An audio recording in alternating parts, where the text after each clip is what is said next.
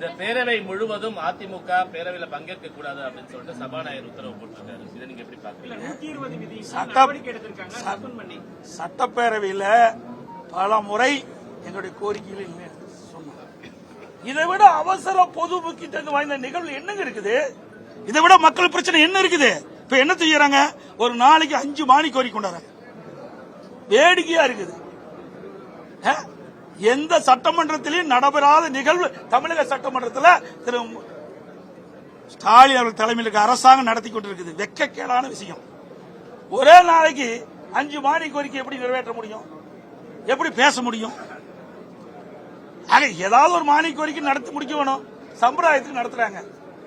என்ன சட்டமன்றமா நடத்துறாங்க? தேர்தல் நேரத்தில் என்ன சொன்னாங்க? தேர்தல் அறிக்கையில் என்ன குறிப்பிட்டாங்க? திராவிட முன்னேற்ற தேர்தல் அறிக்கையில் வருஷத்துக்கு 100 நாள் சட்டமன்றம் நடைபெறும் என்று சொன்னாங்க. வருடத்திற்கு 100 நாட்கள் சட்டமன்ற நிகழ்வு நடைபெறும் சொன்னாங்க. இப்ப 5 வருஷம் ஆனா கூட 100 நாள் வராது. 5 ஆண்டுகள் நிறைவேற்றால் கூட 100 நாள் வராது. அப்படிப்பட்ட அரசுதான் திராவிட மாடல் அரசு. பலமுறை முதலமைச்சர் இந்த பிரச்சனையில விளக்கம் கொடுத்தோம். தொடர்ந்து இது மாதிரி செயல்பட்டு வருவதனால அதிமுக உறுப்பினர்கள் இந்த சட்டப்பேரவை கூட்டம் சட்டம் போடுவார்கள் சபாநாயகருக்கு ஒரு ஆர்டர் போட்டு, அதாவது ஒரு ஆர்டர் போடுறதை பத்தி எங்களுக்கு ஒன்றும் இது கிடையாது. ஏன்னா அவர் நடுநிலையோடய நடந்துக்கிறாரு. அவர் அரசியல்ல பேசிட்டு இருக்காரு. ஆசனத்துக்கு வந்துட்டு அரசியல்ல பேசுறாரு. சபாநாயகர் மாதிரி இருப்பதா எங்களுக்கு தெரியல. அவரை மதிக்கிறோம், அந்த இருக்கையை மதிக்கிறோம், அந்த ஆசனத்தில் அமர்ந்த சபாநாயகரை மதிக்கிறோம்.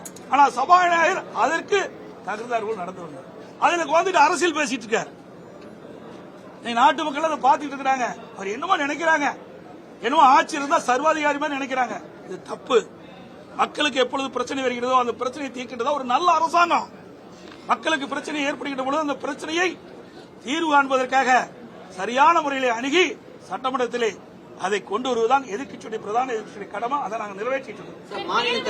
65 நாள் படி இந்த ஒரு விஷயத்தை பத்தி அமைச்சர்கள் தீர்மானம் கொண்டு வந்ததா சட்டப்பேரவை உறுப்பினர்கள் தீர்மானம் கொண்டு வந்து முதலமைச்சர் பதிலளிச்சுட்டா அதை பத்தி அந்த பேரவை முழுக்க பேசக்கூடாது, அதுதான் விதி அப்படின்னு சொல்லி ஆரம்பத்திலிருந்து எங்களுக்கு கொடுக்கவே இல்லையே. இவ்வளவு திட்டம் போட்டு செய்யறாங்களே. நாங்க பேசுவதற்கு எங்க அனுமதி கொடுத்தாங்க? 5 நாட்களாக தொடர்ந்து போராடி வரும்ல. இதை எப்படியாவது தவிர்க்க வேண்டும். அதற்காகத்தான் இப்படி சொல்லிட்டு இருக்காங்க. விதியினாரு நேத்து, அந்த விதியின்படி நாங்க கொடுத்தா அதுக்கு ஒரு விதியை கண்டுபிடிச்சு இதை நிராகரிக்கிறாங்க. அப்படிலாம் என்ற நாங்கள் பேசுவதை தடுக்கிறாங்க.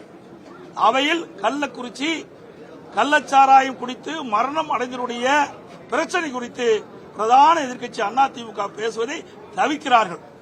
இதுதான் எங்களுக்கு தெரியுது. ஏன் இதுதான் 56 விதியில் இருக்குல்ல, அனுமதிக்கு வேணும் தானே?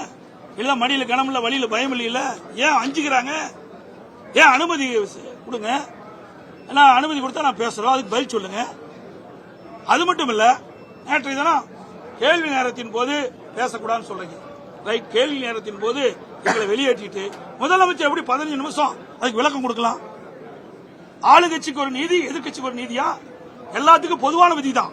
சட்டமன்றத்தில் இருக்கின்ற சட்டப்பேரவை உறுப்பினர் அனைவருக்கும் பொதுவான நீதி மரபு தான் கடைபிடிக்க வேண்டும். ஆனால் எதிர்கட்சிக்கு ஒரு நீதி, ஆளுங்கட்சிக்கு ஒரு நீதி.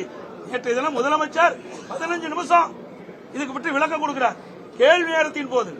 அப்ப இந்த விதி எங்க பின்பற்றினாங்க? எந்த மரபை எங்க பின்பற்றினாங்க? சிந்திச்சு பாருங்க. ஆக இதை வேண்டுமென்றே திட்டமிட்டு நாங்கள் வெளியேறிய பிறகு அதை பற்றி பேசுவது. நாங்கள் அவையில் உள்ளே இருந்து கொண்டு விதியின் அடிப்படையில் பேசுவதற்கு வாய்ப்பு கேட்டா மறுக்கிறாங்க, பதில் சொல்ல மறுக்கிறாங்க. இதுதான் நடக்கிற உண்மை. எங்களை பொறுத்த வரைக்கும் நாட்டு மக்கள் பாதிக்கப்படுகின்ற பொழுது அவருடைய குரலை எதிர்க்கட்சி முறையில் நாங்கள் எழுப்புறோம். எங்களுடைய குரல் வழியை இந்த அரசு இருக்கின்றது. ஒரு ஜனநாயக படுகொலை பொழுது பார்க்கப்படுகிறது. மிகுந்த வேதனையோடு சொல்றேன். ஆக மக்களுடைய பிரச்சனையை அணுகாத அரசு நிலைத்ததாக வரலாறு கிடையாது என்பதை தெரிவிக்கிறேன். நன்றி, வணக்கம். செய்திகளை உடனுக்குடனும் துல்லியமாகவும் தெரிந்து கொள்ள சப்ஸ்கிரைப் பண்ணுங்க.